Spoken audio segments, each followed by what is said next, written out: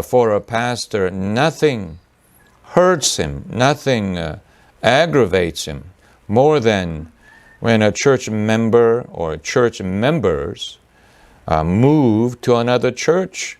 Then you begin to ask yourself, did I do something wrong? What was I lacking? Was I not good enough? Was I not kind enough?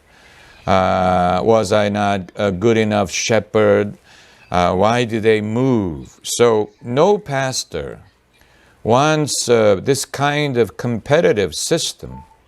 But again, here we have to depart from theology into the realms of sociology, marketing, economics, psychology, and missiologists.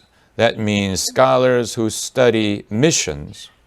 They adopted a sociological approach to examine church growth and evangelism, and nobody wants competition. Do you know that? No businessman wants competition. If we can, we will opt for monopoly. I mean, that's the rule. All businessmen wants to monopolize. If they can get away with it, they will want to have monopoly, being the only business, only store, only manufacturer, only provider, so that everyone has to buy from me. I mean, that would be the dream of every businessman and businesswoman. So churches are no different. Every pastor wants to be a monopoly, the only church in town, only available church, where everyone has to come to my church. I mean, that would be a dream come true. But you know, and I know that monopoly is illegal these days. Monopoly is illegal. There are laws made to break up monopolies, antitrust laws.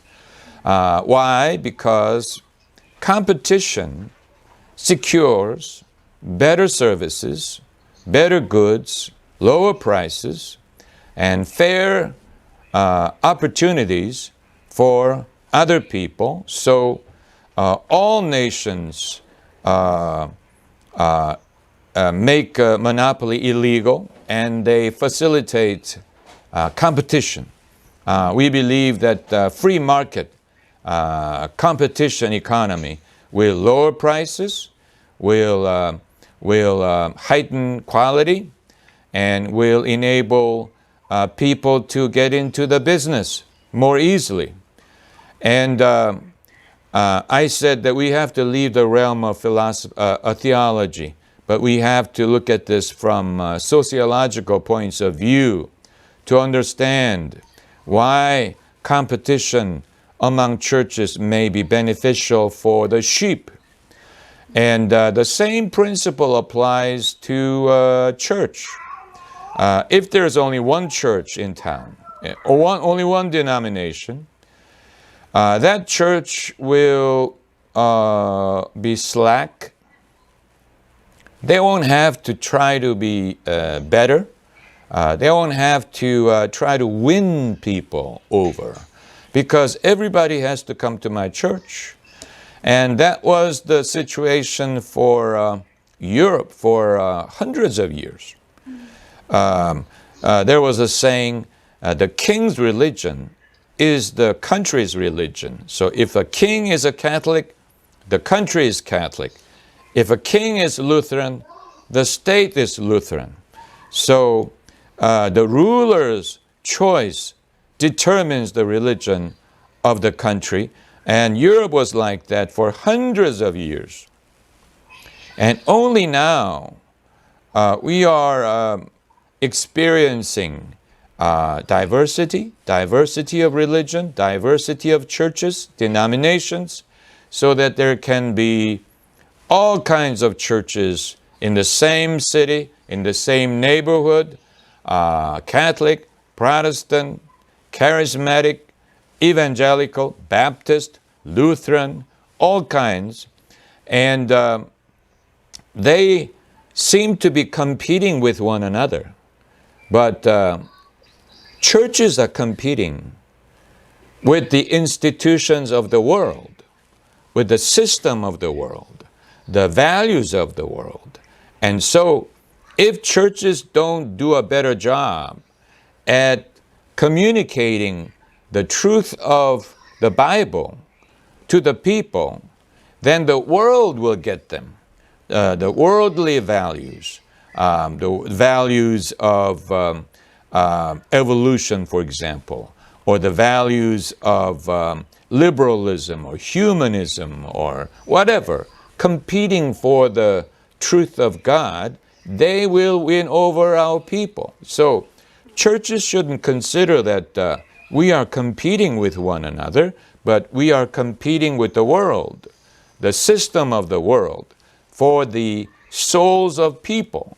And whoever does a better job will win.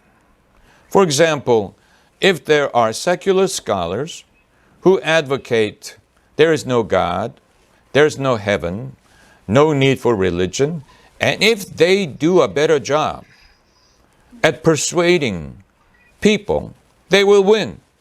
People will buy their philosophy. They will leave the faith. So we have to do a better job than they. We have to do a better job than Dawson, for example. We have to do a better job than Darwin. We have to do a better job than Hitler. We have to do a better job than communists. We have to do a better job than secular humanists at winning people's hearts over to the Word of God. And we can never be lazy about these things. We can never fall asleep.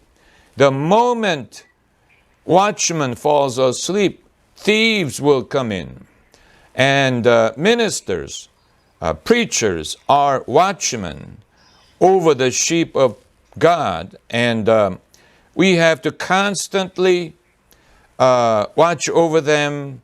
We have to constantly examine ourselves to see whether we are doing proper jobs at presenting the Word of God to people, at watching over their faith, shepherding them. And competition among churches help that. And I did not come up with that theory, Soyan. It's secular scholars who discovered that theory. Do you know that? They discovered, they compared. They thought, secular scholars thought a couple of decades ago that Christianity will disappear in the Western world. They predicted Christianity will die in the Western world. And it didn't die. Especially they looked into the U.S. They asked, why is Christianity thriving in the U.S. when it's dying in the rest of the Western world? And they discovered two things. America has religious diversity, and America has competition among churches. Europe, on the other hand, did not have religious diversity, and Europe didn't have competition among churches. So in America, when a person was not happy with his church, he could go to another church. If he wasn't happy with this denomination, he could try another denomination. In fact, there's an article in the Catholic Journal saying that the Catholic Church in America is losing a lot of members. And where are they going? They're going toward Protestant churches. Why are they going to Protestant churches? Because their spiritual needs are not met. These people are not leaving Catholicism. They still believe they are Catholics. They believe in Catholic dogma.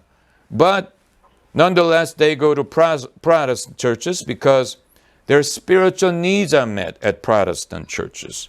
Now, this horizontal move is possible in America because there are other options, other churches to choose from. On the other hand, in Europe, for a long time, no such option existed. So if a person wasn't happy in a Catholic church or whatever church, and they weren't getting anything, they were falling asleep all the time, nothing was touching their hearts, there was no place for them to go. No place for them to go. The only thing they could do was to not go to church.